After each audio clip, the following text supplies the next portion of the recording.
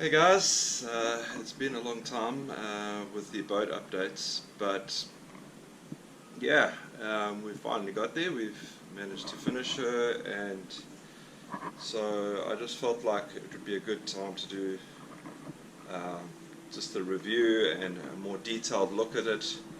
You guys have been following the boat build as it's going along, but you haven't quite got a full rundown of the finished boat. So here we go, in detailed boat review of her all finished. I have been using her for a while, but anyway, I'll show you her in all her glory. That's it. Super happy how she turned out. Anyway, I'll take you on a walk around and you can see some of the details that I've done as we go.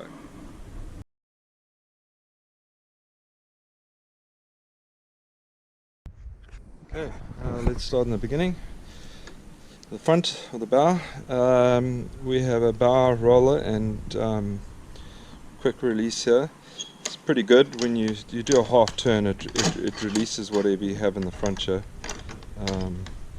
That's working out to be pretty good. Hatch, you guys have all seen that.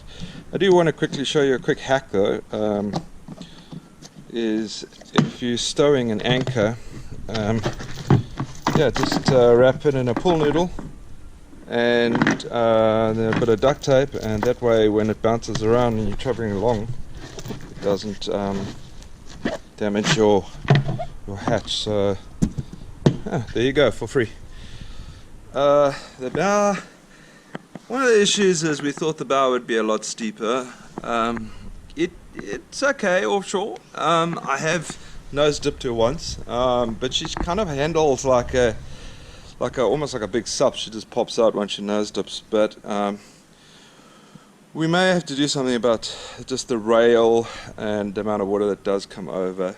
We're thinking possibly an aluminium strip, probably about another 20 mils higher, that can just come on and off. The hatches, you guys have seen the hatches on previous videos. I don't recommend these hatches when it rains.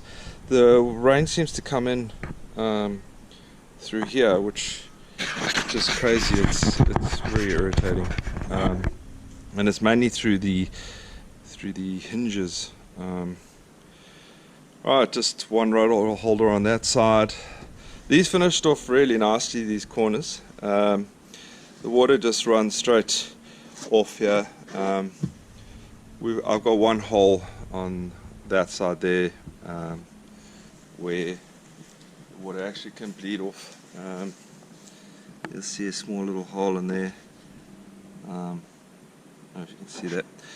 Yeah, little Berkeley rod holder. I do like these. They sort of twist and you can adjust them, and they're fairly cheap. The seat on the console is fixed, and it's a fairly comfortable ride. I've kind of not really using it as a two-man ski. It really is a one-man ski.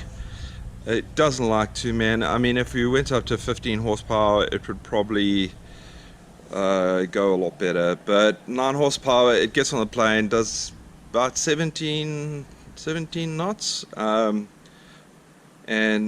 But two men, it's a bit bulky. I've got little nav lights, obviously one on each side, and rod holders that click in and out.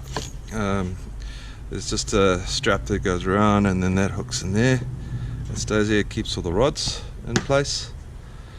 Yeah, for those of you that were in the naming competition, Gung-Ho is the boat's name, and obviously the color is red. Coming around to the console, so there's a little top hatch here. I mainly use this for putting cell phones in and so forth. Finished off with a little bungee there. Lawrence Hook 5 fish finder. Really love this little fish finder. It's cheap, economical, has side scan. Really, I'm so impressed with this. This little handle is invaluable just to hold on. I have been through some rush surf and so forth, and if you don't have something to hold on, you could quite easily fall off. A little splash cover, and what's underneath the splash cover is everything that's in the center console. Generally, we have a battery that powers the fish finder and all the lights and all of that, and then down here I basically have a switch panel, and on the switch panel I have my fish finder, my nav lights, and my little bilge pump for my live bait. And there's a little voltmeter down here, tells me how my battery's doing, and there's a little USB port there to charge my phone as well if my phone goes flat. And then this cable down here that comes out here is actually a charge cable. So I put a regulator, I'll show you in the motor, I put a regulator that can charge the battery if I need to. I must admit I haven't had much need to, but the battery seems to hold its life. This little cabin area here is actually for my battery when I put my water snake on. So I put my battery in there. The rubber mats sort of work okay. They do their job. I did coat this with a rough coating, so the deck is pretty rough, so that's why the mat works. But I have got one of these on my veranda, and they slip like heck when wet. So coming back around here, this is where the fuel tank sits. Because it's a one-man boat, I prefer to have the fuel up front just to offset and keep the center of gravity quite well balanced. It's a very narrow boat, so I mean it's only 1.2 to 1.5 or something like that wide. So if you walk around on the rails, it actually tilts over quite a lot. So you want all your balances, checks and balances to be pretty good in terms of weight. That's why I felt like the fuel tank up here goes much better. Yeah, and I got another rod holder down here, and then as you guys have seen in previous videos, I've got 3 of these little hatches. They're mainly for stowing bait and tackle boxes and so forth. And then on the sides the same thing, just a stowage box. The middle box is where all the action happens. So that is actually a live bait tank, and inside here is where the water comes in. And then yeah, I have like a little if you look up here, there is a little pin that I block off, and it actually siphons itself empty when you put the pin in. Quite a clever little idea. So the pump comes here. This is where the bulge. I've just got a straight bulge at the back here. So when you're in the water, you've got to be stopped to fill your bulge. It doesn't work when you're traveling, but it comes up over into the live bait well, and it's controlled by the switches up there. And then at the end of the day, I just dump the live bait, and then I plug that. I pump it for a second, so I'm creating water flow over this way. I pump it for a second, then I switch the pump off and the water starts to fall back, and by implication it actually creates a siphoning effect, as long as I've got that little pin in, which stops any air bleeding in. Then it actually siphons. If I'm just standing still, it siphons all the water out. Works pretty well.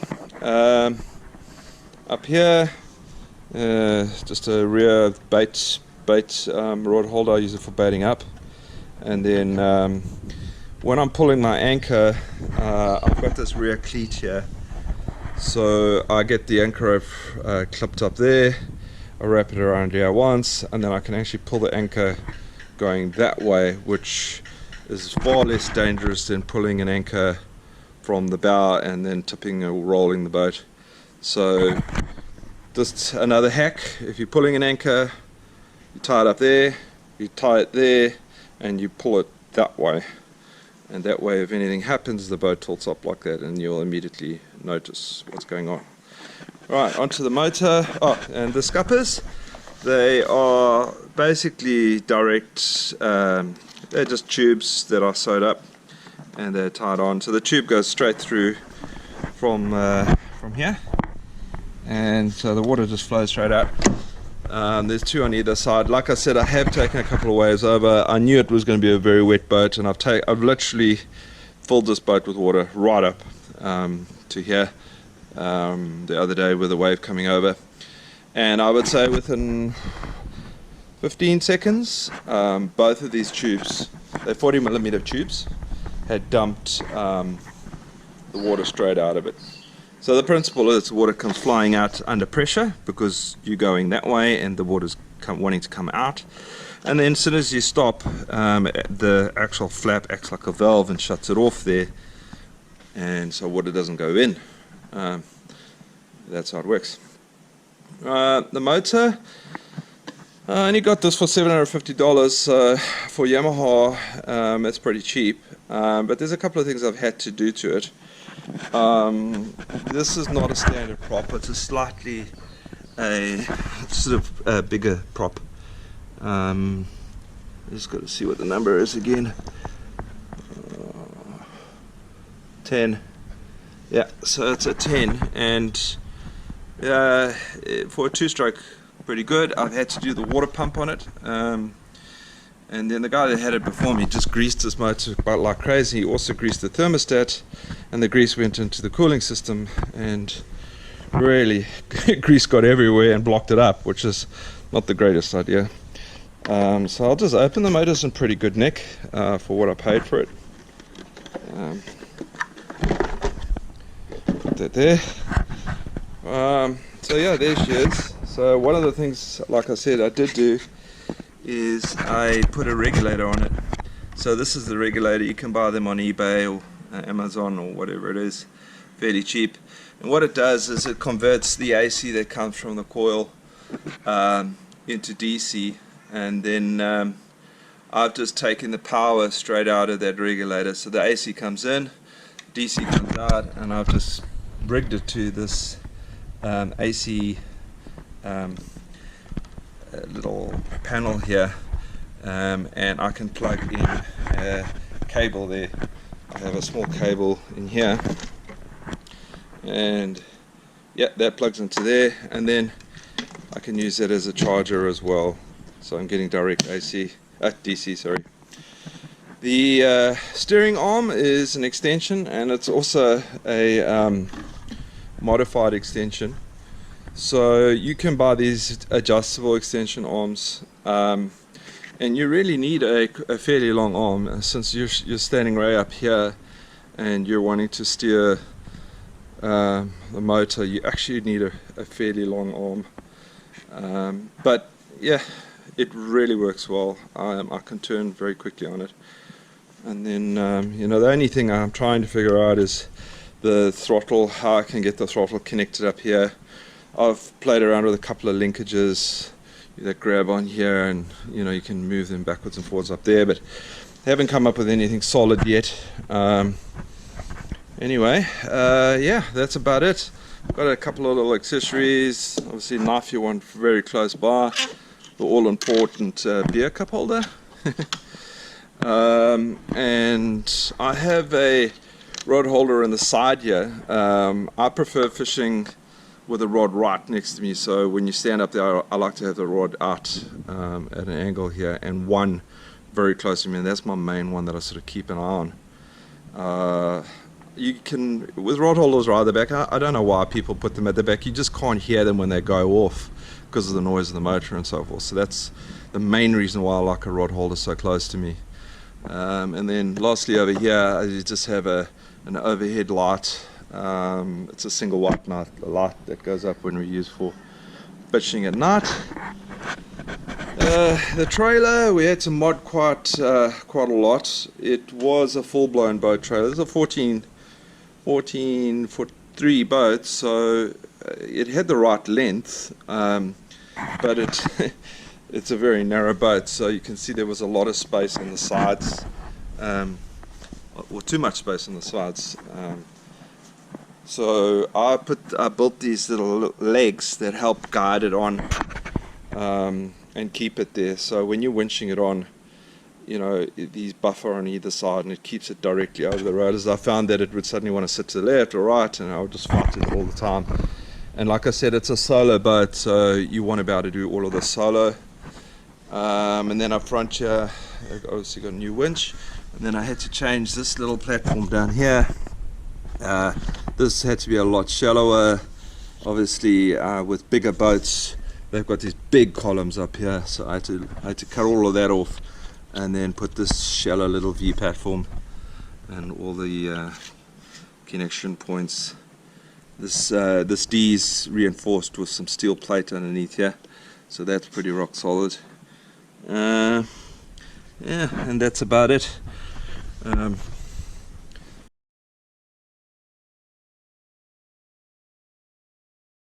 Yeah, if I was to do it all over again, I'd probably do a few things differently, and probably build the sides up, and definitely the bow and the nose a little bit differently, probably a little bit higher for more offshore work. But the estuary work is just phenomenal. It's so good on the estuary. It's fast. It's if you do want to build it, I mean, the plans cost me $130. The all-up cost of the boat cost me in the region, and that's including the motor, so about $3,500. And you're building it over a while, so you know, we paid it off as you go. The wood cost us $700. The epoxy was probably in the region of I'd say about $600–700 as well. The paint is expensive. You're looking at about $150 to $200 just for a couple of liters. So yeah, look, a boat is difficult to build, and it was more of a building project than trying to do things on the cheap. And if you want a beautiful boat that suits every need, then yeah, you're probably better off buying one. But you know, this crossover boat was a bit of an experiment. It was an exercise to spend some time with my son as well, Carl. His boats turned out just as good, just a different color, and I might just show you that on another video. But let us know what you guys think, and yeah, if you think you're building one, you feel free to leave a comment or connect with me, and I'll try and help you as much as I can. It was a fun exercise. I really enjoyed it. But that's all for the boat builds now, and we'll see you in the next video.